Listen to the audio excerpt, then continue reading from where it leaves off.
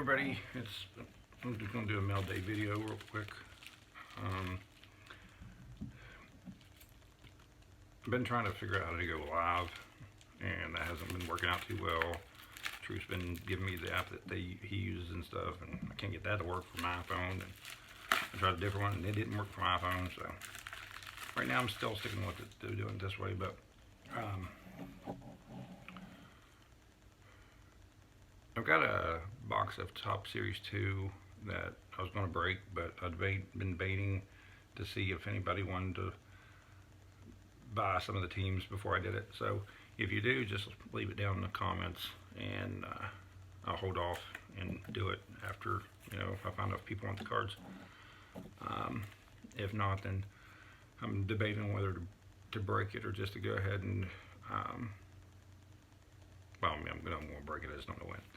But, okay, this is the 1987 Topps Tiffany Barry Bonds rookie card. Mint 9. PSA Mint 9. Some people wonder what the difference is, how you can tell the difference between Tiffany and the regular cards. The back is how you can tell. The back on the regular 87 is gray, and it's bright white if it's the Tiffany version. And it's also, you can't tell if it's been graded or something, but if you can actually touch the card, it's got a lot more glossy cover to it. I actually ordered 2 of these because they were going for like next to nothing on eBay, so I knew they were worth far more than what I was paying for them, so I went ahead and picked them up. I'll decide what I do with them later. That's kind of what I do with a lot of the cards I have. Keep them, sell them, give them away, whatever. This card actually is the most intriguing one of the ones that I've got, because I know that y'all have heard about whenever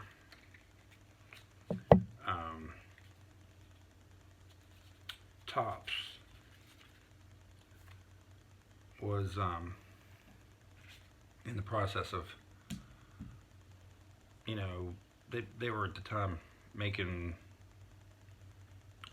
cards for different things. Well, Laura and Jenna Bush had a question. The granddaughters of George H.W. Bush, the first President Bush, had a question as to why their grandfather didn't have a baseball card since he played for Yale. So Topps actually made a 104 card set of George Bush baseball cards for when he played at Yale. And each card, if you can find one of them, because they made 100 sets. Maybe that was what it was. It was 104 sets. It was 104 something. But I know there was only like a total of 100 sets. 35 of them went to the Topps employees, and the rest went to President Bush and his family. Well, a couple of the cards I've got now, and each one of them is worth like $6,000 or $7,000. Well, this is what one of the cards looks like, but and it even has his stats on the back. But the reason why this one is really, really, really special, as long as I can verify it, I'm going to have to verify it. But I bought it from Pristine Auction, which is really, has got a really, they guarantee the authenticity of everything. If you notice, this doesn't have Topps on it.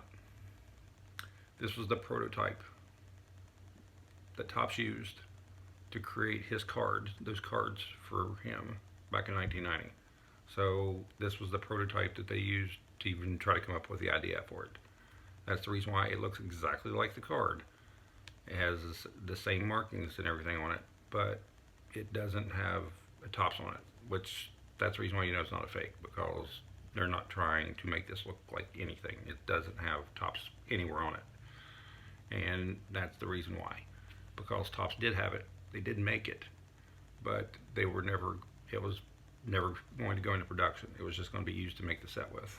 And so I do have to send this off to PSA or somebody for authentication, because if it really is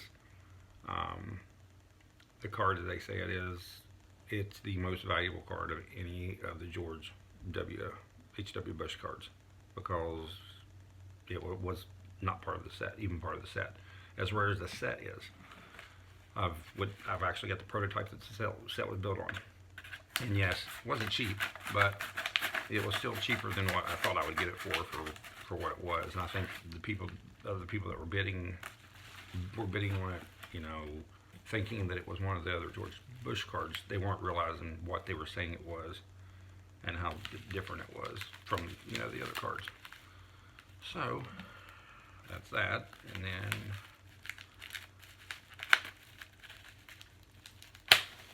let's see what this final card is. Oh. What the heck?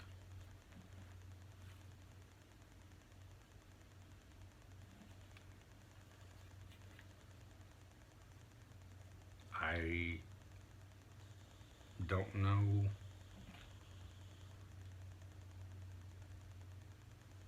I guess this is a thank you card because I bought several cards from this seller. But it's a off-center near mint 8 1975 Topps Pete Rose. So, because I know I didn't actually order that one. But it's a nice card. So, it's free. So, can't complain about that one.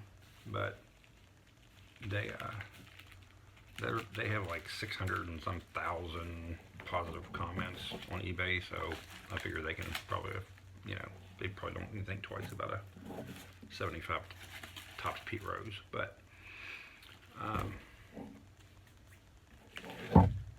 I did want to show another thing real quick before I go. See, because I didn't get a chance to do this the last one. I mentioned that BITG had sent me a card. This is the 1969 Johnny Bench All-Stars card that BITG sent me. And I just wanted to say thank you to him and tell him how much I really appreciated it. And last time that I did the video, I knew I'd, you know, I'd put it up somewhere to keep it safe and everything until, you know, I could put it back, you know, in a solid case, but I couldn't remember, I didn't know exactly where I put it, and I didn't want to take the time from the video. But that's it, and it's really clean. It's in really good shape. It's 1969 All-Stars Johnny Bench second year, so it's a really nice card. I really appreciate BITG sending it to me, so I figure most of y'all are subscribing to him anyway, but if you haven't, make sure you give him a subscribe, and just want to let him know how much I appreciate that. But that's pretty much it for today, so thank you, and I hope that y'all have a good day.